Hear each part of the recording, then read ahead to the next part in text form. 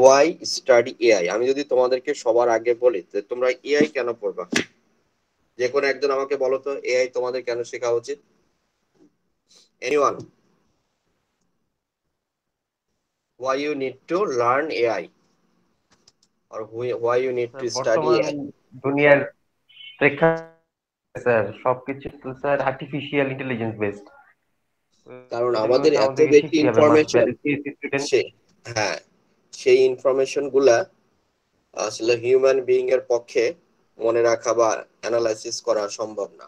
তুমি ওকে যদি একটা সিম্পল এক্সাম্পল বলে, যে ফর এক্সাম্পল, যে তুমি চাচ্ছ যে একটা রাস্তা দিয়ে কতগুলা গাড়ি চলে যায়, একটা তুমি দারোয়ান রেখে দিলা বা একটা সিকিউরিটি রেখে দিলা বা একটা কাউন্টার রেখে দিলা, সে করলো। তার তো হিউম্যান বিইং, তার ন্যাচারাল কল থাকবে, তার খাওয়া দাওয়া লাগবে, রেস্ট লাগবে, সব মিলাই সে দেখা যাবে কিছু সময়ের জন্য সে অ্যাবসেন্স থাকবে এবং সে তার দায়িত্ব প্রপারলি পালন করতে নাও পারে। বাট তুমি যদি এখানে এআই দিয়ে একটা ক্যামেরা ফিট করে দাও, সে কিন্তু 24 আওয়ার একই রেটে দিবে। আবার আরেকটা জিনিস, যে তোমরা যদি চিন্তা করো যে একটা মানুষ সবসময় তার পারফরমেন্স সমান থাকে না, হয়তো সে দেখা যাবে যে দিনের বেলাতে বা সকালের দিকে তার এনার্জি অনেক বেশি, সে তখন অনেক ভালো কাজ করবে। আবার অনেকে আছে সে রাত জেগে অনেক কাজ করে, সকালের দিকে তার পারফরমেন্স ভালো থাকে না, বাট লাঞ্চের পরে সে আবার ভালো কাজ করতে পারে। তাহলে that is the limitation of human being. But তুমি যদি একটা আর্টিফিশিয়াল ইন্টেলিজেন্স একটা ক্যামেরা সেট করে দাও, তাহলে কিন্তু তার কিন্তু এই লিমিটেশন গুলো থাকবে না। সে কিন্তু সকাল দুপুর রাত সন্ধ্যা বিকাল যে সময় হোক সে একই পারফরমেন্সে কাজ করবে। তাহলে that is another way of need, যে আমাদের একটা মেশিন থাকবে, মেশিনটা ইন্টেলিজেন্ট হবে এবং that would done by the AI. তাহলে AI makes computer more useful. Intelligence computer would have huge impact on civilization. এবং এই সিভিলাইজেশনের জন্য ইন্টেলিজেন্ট কম্পিউটার, যেমন অনেক টেকনোলজি ইনভেন্ট হয়েছে যার জন্য those who are doing crime তাদেরকে ডিটেক্ট করতে পারছে। Without this technology it is not possible. A cited as field I work most like to be in. আমি কোন ফিল্ডে কাজ করতেছি সেটা কি হবে? By scientist on all field. And a computer is a good metaphor for talking and thinking about intelligence. যেহেতু computer একটা খুবই ইন্টেলিজেন্ট ডিভাইস, যেখানে সে টক করতে পারে এবং এরকম দেখো অনেক জিনিস আছে, যেমন আমরা রেগুলার ইউজ করি যে গুগলের অ্যালেক্সা বা আইফোন, অ্যাপেলের সিরি, অথবা কি আছে আরো ব্রিক্স দিয়ে লটস অফ থিং আছে, যেগুলো ইন্টেলিজেন্স আমরা ইউজ করে কিন্তু আমাদের ডেইলি কাজটা ইজি করতে পারি। Google Assistant just Turing theory into working program process us in this field. All yield good result for computer science. AI yield good result for other field. Computer make good experimental subject of personal motivation or history. That are the uses or necessary for studying AI. I think you are clear why we need AI.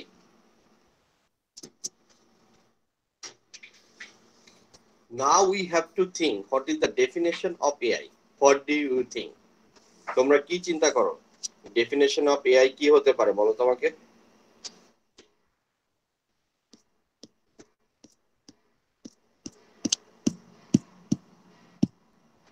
Definition of AI কি হতে পারে?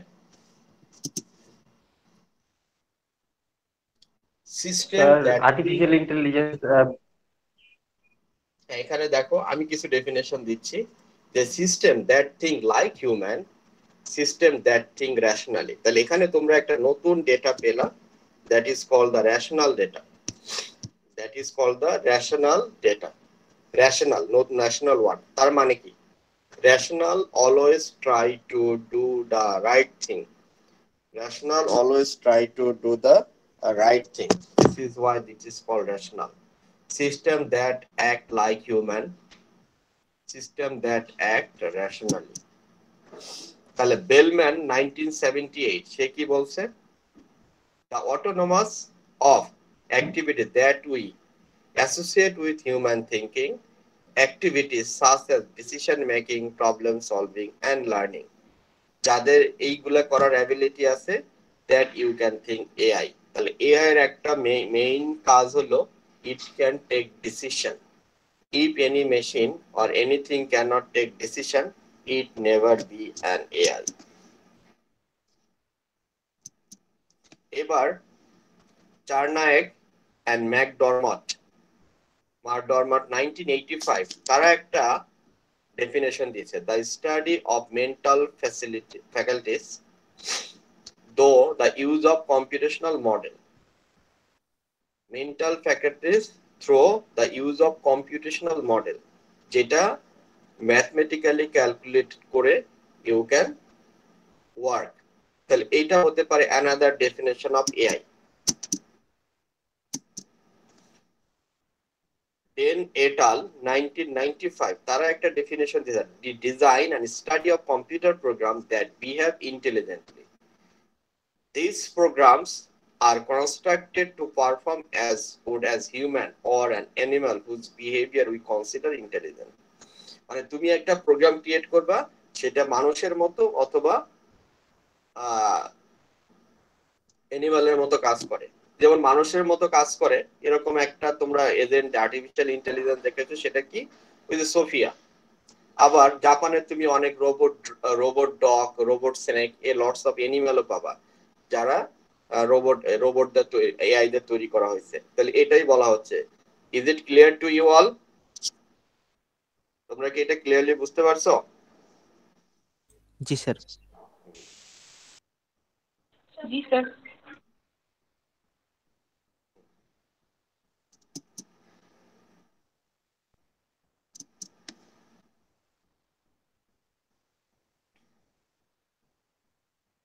The exciting new effort to make computer think machine with mind in the full and literal sense.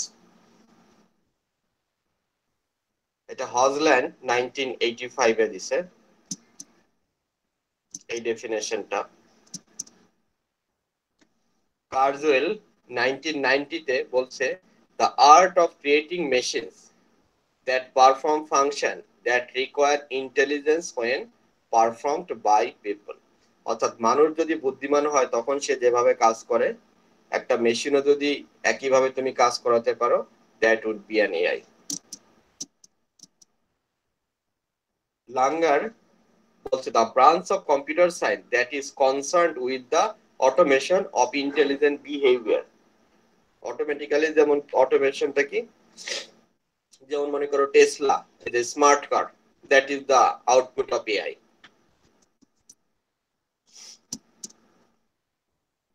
তাহলে AI কিন্তু একটা huge branch, এর তিনটা sub branch আছে। একটা সাব ব্রাঞ্চ হলো মেশিন লার্নিং, আর একটা সাব ব্রাঞ্চ হলো ডিপ লার্নিং, আর একটা সাব ব্রাঞ্চ হলো ডেটা মাইনিং আর ডেটা সায়েন্স। তাহলে এআই হলো একটা বিগ আমব্রেলা, সেই আমব্রেলার নিচে তিনটা রিসেন্ট ভেরি হট টপিক আছে। একটাকে বললাম machine learning, another one is deep learning, another one is data mining. The branch of computer science, এটা আমরা ডিসকাস করলাম। Nelson 1998, many human mental activities such as writing computer or computer programs, doing mathematics, engaging in a computer sense, reasoning, understanding language, and even driving an automobile are said to be demand intelligence. We might say that exhibit artificial intelligence. So there are many scientists, there are many researchers who define artificial intelligence in their own way. So what we can conclude this: artificial intelligence is the ability of machine which can think like an human.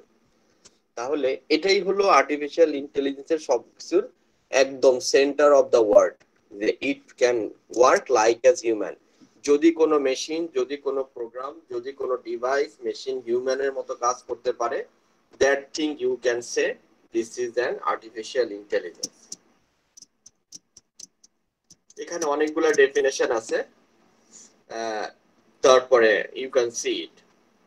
আর এটার জন্য আমরা যে বইটা পড়াবো reference বুকের মধ্যে, সেটা আমি তোমাদেরকে দিয়ে দিয়েছি। আর যদি ওই বইটার সফট কপি তোমাদের দরকার হয়, PDF copy, I have it, I can also provide it.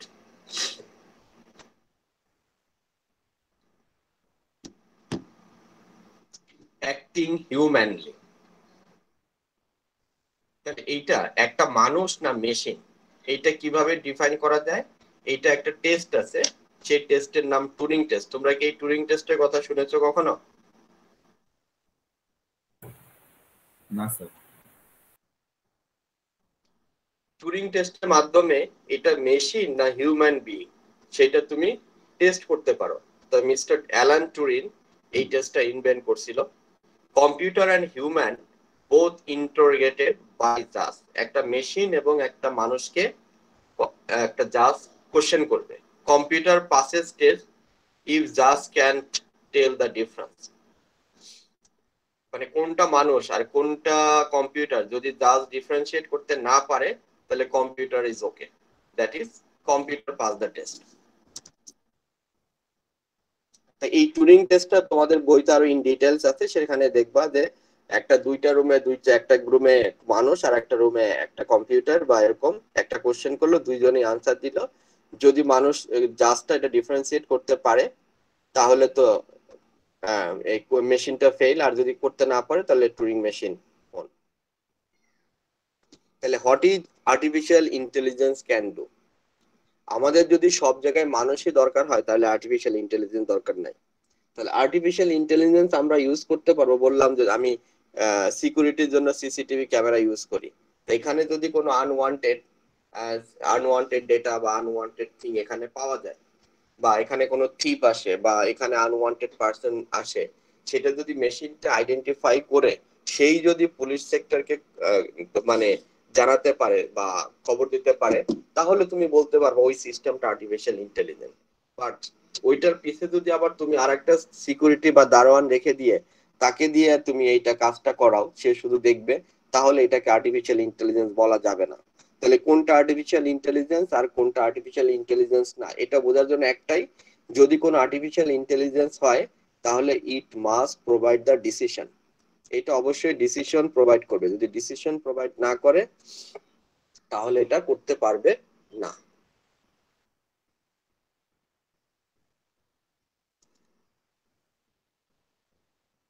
তাহলে এই যে একটা মেশিন নিজের মতো করে যে কাজ করবে, সেই মেশিনটা নিজের মতো করে কাজ করার যে একটা কমন নেম, এটাকে আমরা বলি এজেন্ট। এটাকে আমরা কি বলি? এজেন্ট। তোমরা কি ম্যাট্রিক্স মুভিটা দেখছো? Anyone matrix? আচ্ছা, যে দেখছো সে বলো তো ম্যাট্রিক্স মুভিতে কি বলতে চাচ্ছে। অনেক আগে দেখছিলাম স্যার, মনে নেই তো।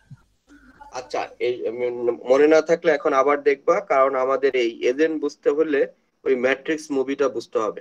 ওখানে যে এজেন্ট গুলো আছে সেটা আর্টিফিশিয়াল ইন্টেলিজেন্সের মতো করে ওইটা কি মিন করতে চাচ্ছে, কি বোঝাতে চাচ্ছে, ওইটা যদি বুঝতে পারো তাহলে তোমাদের এই এজেন্টটা বুঝতে সুবিধা হবে। কারণ এখানে এই লটস অফ থিং আছে যেটা ওখানে ইমপ্লিমেন্ট করা হয়েছে, ভিজুয়ালি দেখানো হয়েছে।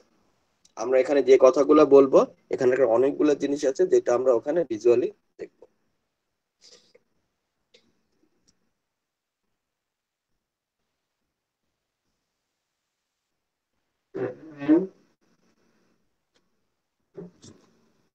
কারো কি মনে নাই what this matrix movie want to express to you?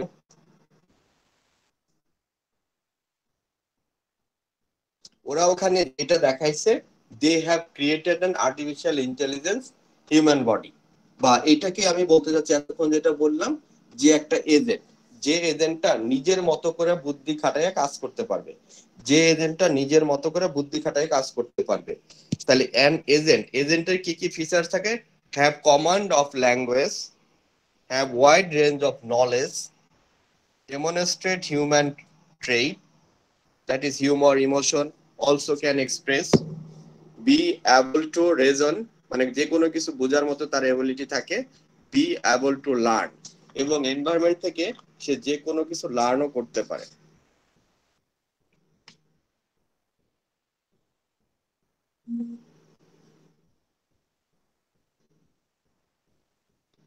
Leibniz Prize competition of is modern version of the Turing test. Example, Alice and Loebner Prize winner in 2000 this. Another একটা এজেন্টের নাম আমি তোমাদেরকে একটু পরে এখনই বলবো, সেটা হলো আচ্ছা, এইটা একটা থিওরি, এটা একটু গল্পটা একটু পড়বা, গল্পটা আমি বলতেছি না, গল্পটা আর আমাদের বলার দরকার নাই। তোমরা কি ডিপ ব্লুর নাম শুনছো? Deep blue.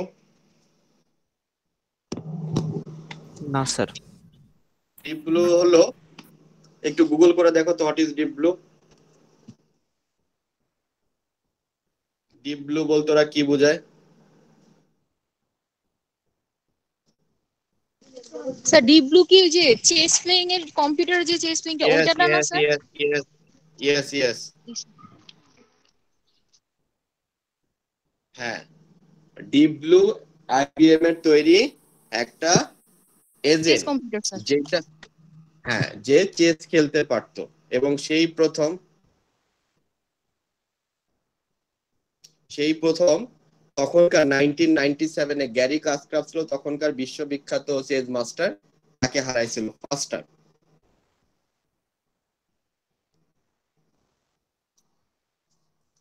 তাকে ফার্স্ট টাইম কিন্তু সে ডিপ ব্লু হারাই দিছিল।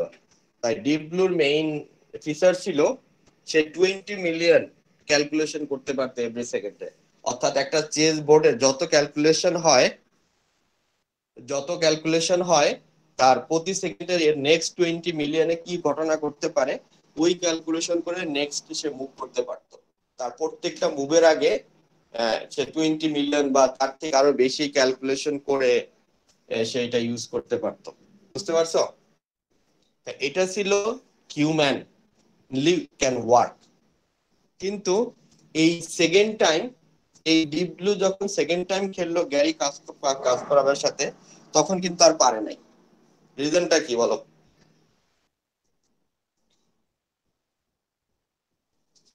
প্রথমবার গ্যারি কাসপারভকে হারাই দিল, সেকেন্ড টাইম যখন খেলতে গেল তখন কিন্তু আর গ্যারি কাসপারভ পারে নাই। তোমরা কি চিন্তা করো যে না পারার কারণটা কি? গ্যারি কাসপারভ এভরি সেকেন্ডে 20টা ক্যালকুলেশন করতে পারতো, আর সেখানে ডিপ ব্লু পারতো 20 মিলিয়ন, মানে কয়েক মানে লক্ষ টাইম বেশি। তারপরেও কেন ডিপ ব্লু সেকেন্ড টাইম পারে নাই? What you think?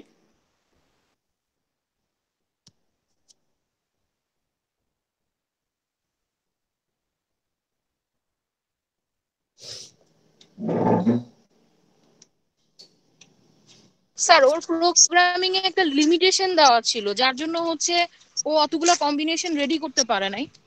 R Gary blue না না উনি তো ছিল হচ্ছে কি হলো, না ওনার না তো কম্বিনেশন লিমিটেশন গুলা থেকে না, মানে অনেক হাই ছিল। ও তো কম্বিনেশন ওইটা করতেই পারতো, কম্বিনেশন ও তো ওই ক্যালকুলেশনটা করতে পারতো। তার কারণটা হলো গ্যারি কাসপারভ বুঝে গেছিল ওর আসলে কোন ভাবে থিঙ্ক করে। অর্থাৎ ওই মেশিনের তো একটা ম্যাথমেটিক্স ইউজ করে, সেই ম্যাথমেটিক্সটা গ্যারি কাসপারভ যখন বুঝে গেল, তারপরে সে কি করলো, রিভার্স ওয়েতে গ্যারি কাসপারভ সেটাকে ইউজ করার চেষ্টা করলো। যখনই রিভার্স চিন্তা করলো তখন দেখা গেল ও আর সেটাকে বুঝতে পারে নাই, তখনই ও উল্টাপাল্টা করছে এবং সে আলটিমেটলি লুজ করছে। Require knowledge of brain function, what level of abstraction, how can validate this.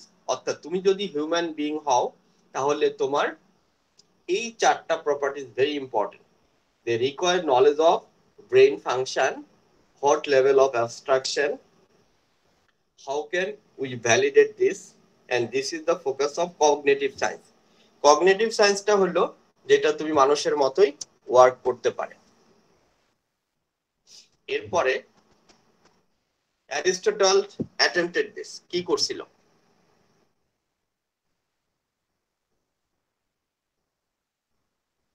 What are correct argument or thought processes, মানে কোনটা ঠিক আর কোনটা ঠিক না, অ্যারিস্টটল এইটা বের করার চেষ্টা করছিল। Not and provided foundation of mass of AI। এবং অ্যারিস্টটলের জন্ম কবে জানো?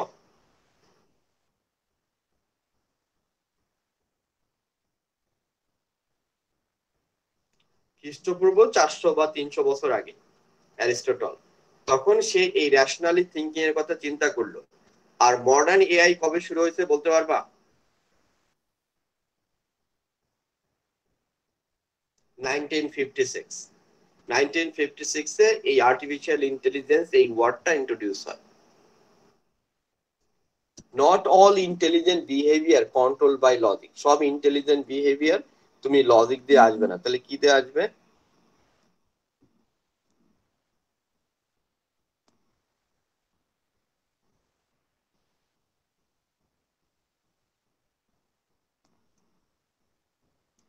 What are our goal?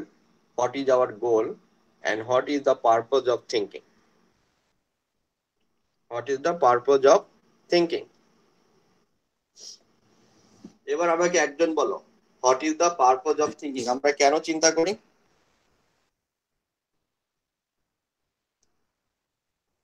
Anyone can say what we think? আমাদের বিহেভিয়ার গুলোকে গাইড করার জন্য। Without thinking you can't take any decision. মানুষকে তুমি যে কোনো কিছু করার আগে তাকে চিন্তা করার সুযোগ দিতে হবে। চিন্তা করলেই you can get an output. Similarly একটা মেশিনও যখন চিন্তা করে, আসলে মেশিনের চিন্তাটা হলো সে ক্যালকুলেশন করে, কমপ্লিট করে। তার মানে AI is a computational intelligence.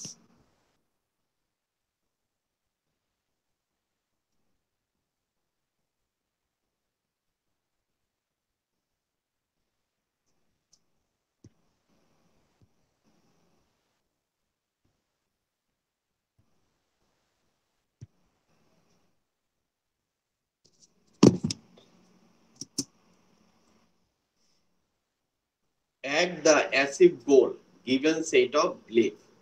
এবং আমরা যখন এটা বলি যে মেশিন লার্নিং এর কথাটা বলি, তার মানে তোমার কিন্তু একটা বিশ্বাস থাকে যে আমি এটা করব। যে তুমি যখন পরীক্ষা দাও তোমার কিন্তু একটা বিশ্বাস থাকে যে আমি এ প্লাস এ এ মাইনাস কোনো একটা গ্রেড পাবো, অথবা তোমার এরকমও বিশ্বাস থাকে যে আমি পরীক্ষাটা দেই নাই, সো আমার পাস করার কোনো চান্স নাই। তার মানে দিস ইজ দ্য বিলিফ, যেটা একটা human being can think. Similarly যে কোনো একটা rational agent also can think like this. কিরকম? ও কি করতে পারবে কি পারবে না, that depend on the program set on it. তার মানে এআই কে তুমি যদি বলো যে এআই একটা কম্পিউটার হতে পারে, এআই একটা ডিভাইস হতে পারে, এআই একটা মেশিন হতে পারে, but you have to give the intelligence, that is the program. This approach is adopted by Russell and Norvig. তাহলে আমরা এই কোর্সের জন্য যে বইটা ফলো করব সেই বইয়ের রাইটারটাই হলো এই রাসেল এবং নরভি। তাহলে আমি তোমাদের বইটা একটু দিয়ে দিচ্ছি। রাসেল, এই বইটা আমরা মেইনলি এই কোর্সের জন্য ফলো করব, রাসেল অ্যান্ড নরভি, এই বইটা। আমি তোমাদেরকে বইটা একটু গুগল ক্লাসরুমে দিয়ে দিচ্ছি, দাঁড়াও।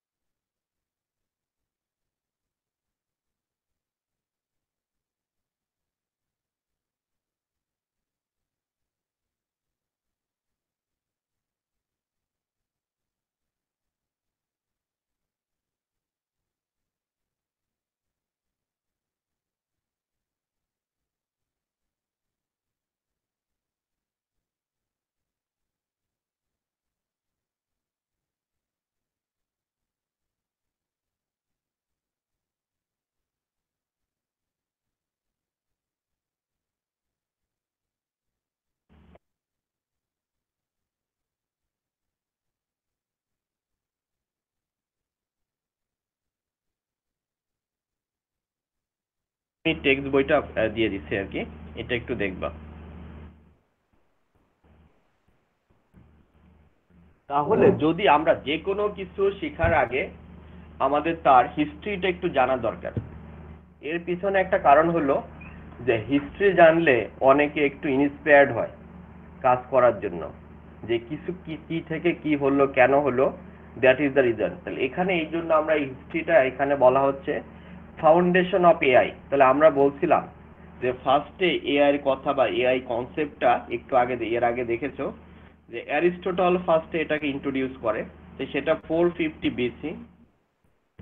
Socrates asked for algorithm to distinguish pious from non pious individual। সে একটা অ্যালগরিদম দিল যে কিভাবে তুমি ধার্মিক এবং অধার্মিক, বিশ্বাসী আর অবিশ্বাসী এদেরকে তুমি আলাদা করতে পারো।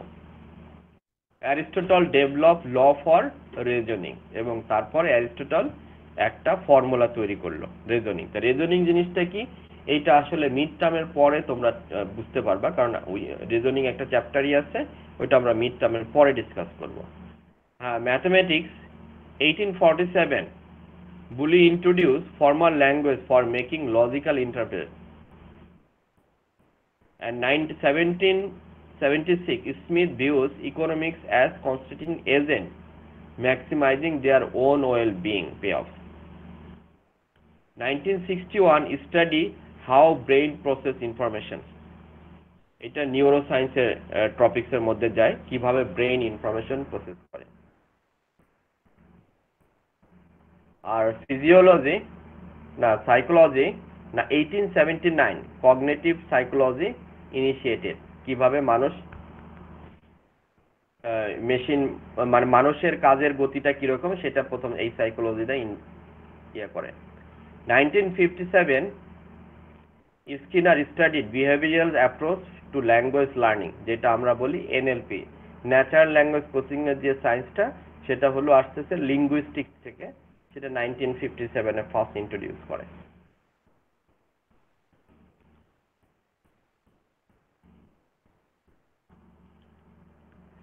এরপরে computer science base AI started Dartmouth conference, যেটা আমি তোমাদেরকে বলছিলাম 1956। এই কনফারেন্স এখন যেমন ইন্টারন্যাশনাল কনফারেন্স হয়, তখন এই লন্ডনে এই কনফারেন্সটা হতো ডারমাউথ কনফারেন্স। এই কনফারেন্সে প্রথম এই এআইটা তারা ইন্ট্রোডিউস করে, এবং কে ইন্ট্রোডিউস করে? জন ম্যাকক্যাথি, যে ফাদার অফ লিস্প প্রোগ্রামিং। যেমন আমরা এখন তোমরা পাইথন ইউজ করো এআই প্রোগ্রামিং ল্যাঙ্গুয়েজ হিসাবে, আমরা কিন্তু যখন পড়াশোনা করছি তখন কিন্তু আমরা এই পাইথন ল্যাঙ্গুয়েজটা জানি না, তখন আমাদেরকে করানো হতো প্রোলগ এবং লিস্প, LISP, এই লিস্প প্রোগ্রামিংটা করানো হতো, application of logic to reasoning. Marvin Minsky popularized neural network and slot of frame, the society of the mind। Claude Shannon এটা কম্পিউটার চেকার একটা চেক লিস্ট তৈরি করতে পারতো, open loop 5 ball juggling. Allen Newell and Herb Simon, এটা Herb method নামে পরিচিত, general problem solver, AI base যে কোনো প্রবলেম সলভার করার জন্য অ্যালিয়ান নিউয়েল এই মেথডটা ইউজ করা হয়।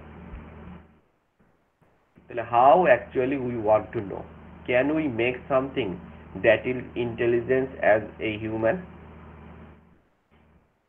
Can we make something that is intelligent as a bee?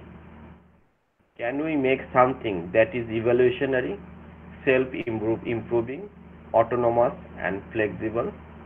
Can we save plant $20 million per year by pattern recognition? Can we save the bank $50 million a year by automatic fraud detection? Can we start a new industry of handwriting recognition agent? এই সবগুলা কোশ্চেনের answer কি, এটা হলো তোমাদের আজকে একটু এই আনসারগুলো আমাকে পাঠাতে হবে, যে হোয়াট ইউ থিঙ্ক। এমন না যে তোমরা এটা একটা এসে লিখবা 2 লাইন 3 লাইন করে, আমাকে এই 6টা কোশ্চেনের আনসার লিখে আমাকে নেক্সট ক্লাসে তোমরা সেটা দেখাবা। আনসারটা লিখে তোমাদের কাছে থাকবে, কিন্তু আমি যখন নেক্সট ক্লাস বলবো এখন আমাকে পাঠাও, আমি যেন উইদিন এ মিনিট তোমাদের কাছ থেকে আমরা সেটা পেয়ে যাই।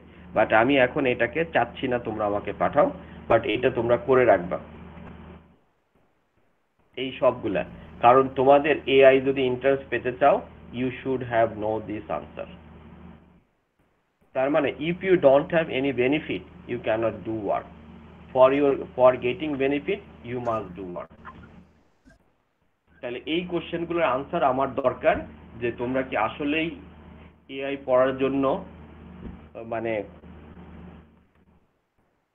প্রপারলি প্রিপেয়ার্ড কিনা, তোমাদের প্রিপারেশন আছে কিনা for getting the answer of this, তোমরা আমাকে এটা বলবা। এই কোশ্চেনটা একটু সবাই একটু ছবি তুলে নাও অথবা লিখে নাও। আমি তোমাদেরকে এই লেকচারটা এখন দিচ্ছি না, আমি নেক্সট ক্লাসে এই লেকচারটা দিব, বাট বইটা দিয়ে দিছে।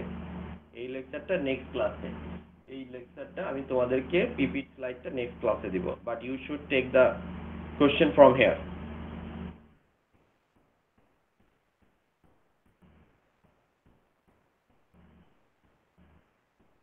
এই তোমাদের সিআরকে এই ক্লাসের স্যার আমি সাইফুল্লাহ। জি স্যার। হ্যাঁ হ্যাঁ, একটা এক্সেল ফাইলে আজকে যারা ক্লাসে আছে তাদের নামটা একটু আইডি গুলো একটু লিখে রাখো, ডেট দিয়ে ক্লাসের ইয়াতে। আচ্ছা স্যার। একটা এক্সেলে তাহলে এই কোশ্চেনের আনসারগুলো, শর্ট আনসারগুলো আমাকে একটু নেক্সট ক্লাস কবে হবে, যেদিনই হবে সেদিন আমাকে একটু দেখাবা, ঠিক আছে?